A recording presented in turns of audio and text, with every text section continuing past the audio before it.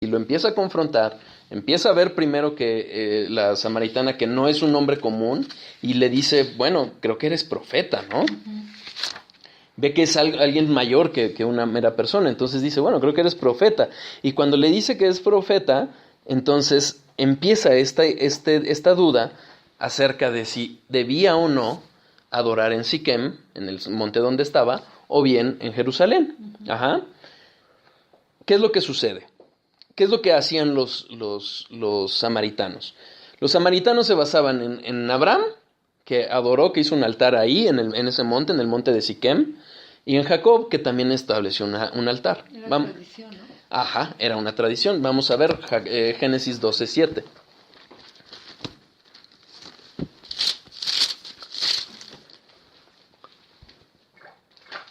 Y apareció Jehová a Abraham y le dijo, a tu descendencia daré esta tierra. Y edificó allí un altar a Jehová, quien le había aparecido. ¿Ok? Es ahí donde le aparece Jehová y entonces establece justamente este altar. ¿Qué pasa con Jacob? Jacob viene de regreso y hace algo muy similar. Vamos a Génesis 33, del 18 al 20. Después Jacob llegó sano y salvo a la ciudad de Siquem, que está en la tierra de Canaán, cuando venía de Padam Aram, y acampó delante de la ciudad, y compró una parte del campo donde plantó su tienda de manos de los hijos de Amor, padre de Siquem, por 100 monedas, y erigió allí un altar, y lo llamó el Elohe Israel. ¿Ok? Entonces decía ella, oye, espérame, nosotros hemos adorado aquí. O sea, mis papás aquí hemos adorado, y si nosotros vemos, pues la Biblia respalda esa teoría. ¿Por qué? Porque por tradición es que ellos lo habían hecho. Pero ¿cuál es la respuesta de Jesús? Juan 4:23.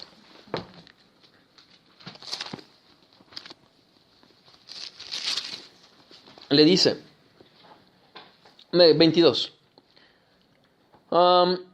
Vosotros adoráis lo que no sabéis, nosotros adoramos lo que sabemos, porque la salvación viene de los judíos. ¿Ok? ¿Cómo es que se estableció esto? Ya veíamos la clase del estudio pasado en Deuteronomio cómo es Dios el que iba a determinar dónde adorar. Sí, lo vimos en Deuteronomio 12, versículos 5, 4 y 5, en donde dice, no haréis así a Jehová vuestro Dios, sino que en el lugar que Jehová vuestro Dios escogiere de entre todas vuestras tribus para poner allí su nombre para su habitación, ese buscaréis y allá iréis. Es ahí donde ¿quién iba a determinar dónde se debería de adorar?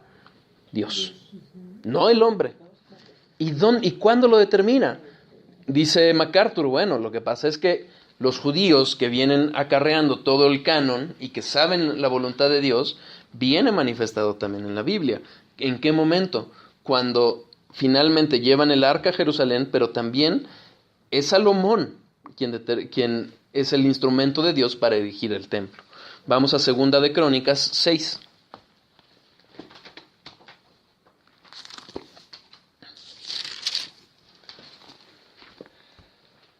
Versículo 5. Desde el día que saqué a mi pueblo de la tierra de Egipto, ninguna ciudad he elegido de todas las tribus de Israel para edificar casa donde estuviese mi nombre, ni he escogido varón que fuese príncipe sobre mi pueblo Israel. Mas a Jerusalén he elegido para que en ella esté mi nombre, y a David he elegido para que esté sobre mi pueblo Israel. ¿De acuerdo? Entonces, ahí es claro. Ya no queda lugar a dudas. ¿Sí? Dios determinó dónde se debería de adorar y es ahí donde se debe de adorar. ¿Por qué? No sé si vieron hace como 3 semanas que envié justamente algo acerca del principio regulador. Habla de la adoración y habla de quién determina la adoración corporativa y ese es Dios. Porque Él es Dios, así de sencillo. ¿Qué pasó con los samaritanos? Lo que habían hecho es, pues no, mira, mis antepasados, ¿no? Aquí me dijeron que adorara, yo adoro. ¿Cuántas veces no hemos enfrentado eso?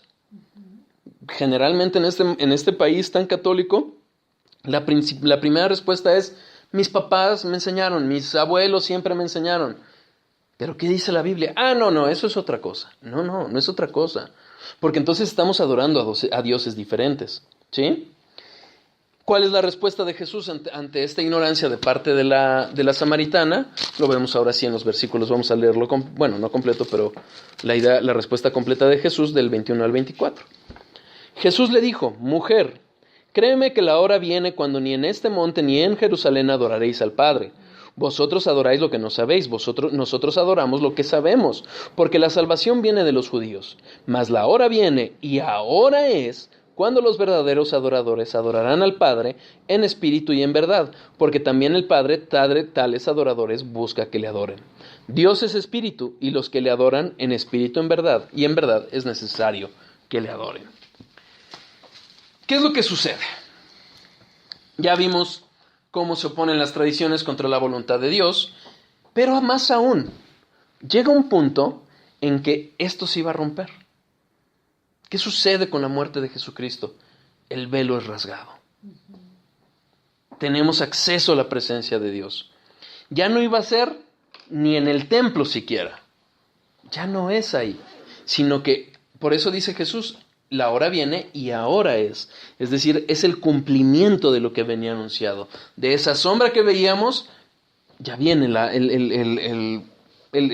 se revela, se quita el velo que lo separaba, y hoy podemos ver qué es esto. De una adoración un tanto carnal, que sabemos que no es lo que demandó Dios, pero es en lo que se convirtió, una adoración que era basada en ritos, en ceremonias, en sacrificios, iba a pasar a una adoración espiritual. ¿Sí? En espíritu, es una oposición, el hecho de que sea en espíritu es una oposición, es una idea opuesta a que sean ceremonias legales. Es también el hecho de que el Espíritu Santo es quien nos guía. Él es el que lo hace posible. ¿Por qué? Porque ya mora en nosotros. Entonces hay una transformación de nuestro interior que nos lleva a verdaderamente conocer al Padre, porque Él es el que nos lo revela. Él es el que nos va diciendo, mira, puedes clamar Abba Padre. Él es el que nos confirma, y entonces podemos adorar en espíritu y en verdad. En verdad, obviamente, se refiere a que no sea hipócrita. Ya lo vimos nuevamente, ya estaba en el Antiguo Testamento. La circuncisión del corazón, adorar desde el corazón. Pero, digamos que es una reiteración de la necesidad de adorar en verdad, con todo nuestro corazón, con toda nuestra honestidad, conforme a la voluntad de Dios. También ya venía en el Testamento, en el Antiguo Testamento. ¿Por qué? Lo podemos ver desde Caín y Abel, en el momento en que la ofrenda de Caín es rechazada y la de Abel es aprobada. Había una disposición definitivamente de parte del corazón de Abel, pero también desde mi parecer y el parecer de algunos estudiosos es que Dios había mostrado cómo debía ser esa adoración en el momento en que cubre a Adán y Eva con pieles. Es un anuncio del sacrificio de lo que iba a venir a través de Jesucristo, que iban a cubrir nuestra desnudez. Pero también lo vemos cuando Eliú y el otro hijo de Aarón ofrecen un fuego que no ordenó Dios. ¿Y qué sucede con ellos? Son consumidos por el fuego de Dios. Entonces, ¿qué pasa cuando también están acarreando el arca y mete la mano? Es muerto, porque Dios había determinado cómo hacer. Entonces, vemos desde el Antiguo Testamento cómo Dios dijo, hey, la adoración es por esta vía, y así se tiene que hacer. Ya venía desde entonces. Pero también el hecho de que Jesucristo esté diciendo aquí en espíritu y en verdad es, de acuerdo con Charnock, una forma de oponerse a los ritos ceremoniales. ¿Por qué? Porque ya viene el desvelo, ya se abrió el velo, ya podemos entrar a la presencia, ya tenemos una comunión. ¿De acuerdo? Vamos al segundo mandamiento. Aquí, ¿por qué la salvación viene de los judíos? ¿Porque era la tradición? No, no es por tradición. Es por la línea de sangre. Ah, ok. Porque de ahí viene Jesús. Sí. Uh-huh. Por eso a eso se refiere. A eso se refiere. Segundo mandamiento. ¿Saben dónde está? Deuteronomio. No. No, en Mateo. ¿Qué? En Juan. No es cuando dice que se Es en Juan, ¿no? No, esos son en qué se resume la ley. Es en Vamos Juan. al segundo mandamiento. Juan 16, algo así. Éxodo 20. Ah, sí. Porque también viene en Juan. Éxodo 20.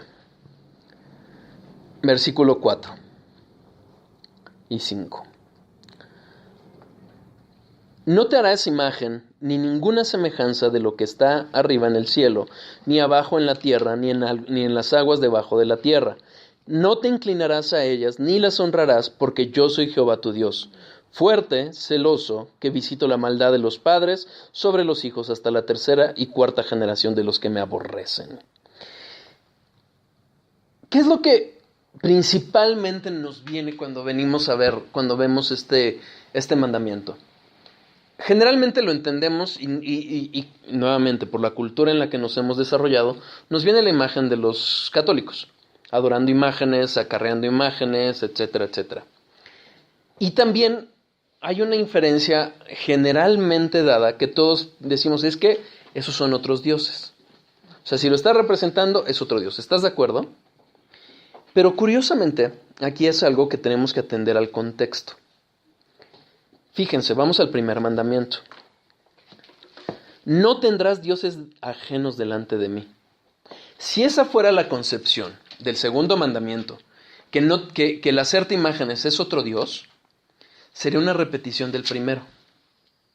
Pero no es así. Es un mandamiento totalmente distinto. Lo que está diciendo de Dios aquí no es el objeto de la adoración, no es a quién se va a dirigir esa adoración, se refiere a cómo vamos a adorar. ¿Ok? Esto lo vamos a desarrollar, pero es importante ver que son dos mandamientos distintos y no debemos de desatenderlo el uno del otro. Que yo me confundí porque el Señor Jesucristo también dijo, ¿no? El segundo mandamiento, amarás a tu prójimo. Por eso yo... Sí, que dice los dos mandamientos más importantes. Sí. ¿Cómo? Sí, no, pero ese es otro. Sí. Entonces, hay que ver una cosa. También por el contexto, pero el contexto concreto de este versículo, si nosotros nos fijamos, se refiere a todo tipo de imágenes. ¿Sí? Uh-huh. No te harás imagen, ninguna semejanza de lo que está arriba en el cielo, ni abajo en la tierra, ni en las aguas, ni debajo de la tierra. Es decir, no se trata de que sean imágenes de otros dioses, sino aún del mismo Dios al que dices adorar. Por ejemplo, un crucifijo.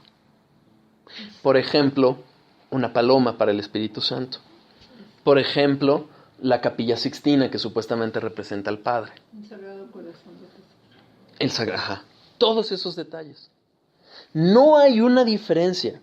Es decir, no está hablando nada más de imágenes de otros dioses.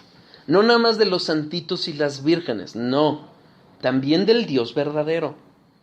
¿Por qué? Porque ese Dios es espíritu. Si lo entendiéramos de otra forma, si entendiéramos que nada más se refiere a otros dioses, entonces sería una repetición el segundo mandamiento del primero. ¿Estamos de acuerdo? ¿Vamos bien hasta ahí? Sí. Ok. Dice Charles Hodge, la idolatría consiste no solo en la adoración de dioses falsos, sino también en la adoración del Dios verdadero por medio de imágenes. ¿Ok? ¿Qué sucede? No debemos de hacer representaciones visuales o pictóricas o artísticas ni de Dios, ni del Dios Trino, ni de ninguna de las personas de la Trinidad.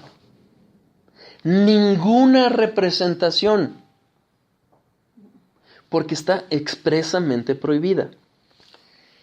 Le repito, esto no se refiere al objeto de la adoración, se refiere al modo de la adoración.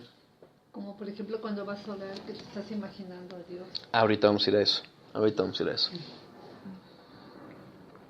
Vamos a empezar ahorita con las imágenes hechas por manos humanas. ¿Ok? ¿Cuál es el peligro de las imágenes? O sea, no es una advertencia gratuita, no es nada más de que Dios dice, bueno, ya, no hagan imágenes porque no me gustan las imágenes. No, es que hay un riesgo. Y lo vemos en una repetición constante en el Antiguo Testamento acerca de lo que no debemos de repetir.